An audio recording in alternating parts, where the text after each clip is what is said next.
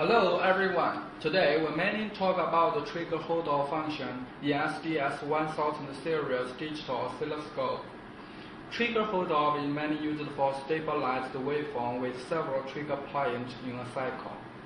It needs to increase the data time artificially in order to stabilize the waveform, to make the trigger not triggered in a period of time, so as to one cycle, one trigger only, which can stabilize the whole waveform on screen display. Here we take SDS1204 CFL for example. Input the square wave burst to channel 1 of the SDS1204 CFL by SDJ 1050. Set the square frequency to 1 kHz. Set the amplitude to 5 VPP. Set the burst cycle to 5 cycles.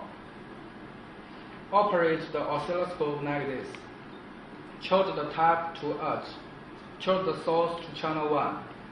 Choose the slope to right. Choose the mode to auto.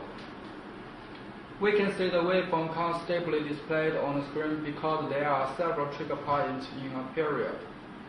The cause of the problem is that if you don't adjust the trigger holdout time, the default value is 100 nanoseconds. Because of a period have 5 trigger points, and the interval time from one trigger point to another is bigger than 100 nanoseconds. It will trigger 5 times in a period, so the screen displayed is unstable waveform. Then, let me show you how to solve the problem by setting the trigger holdout time. 1 pulse cycle is 1 millisecond, 5 cycles is 5 milliseconds.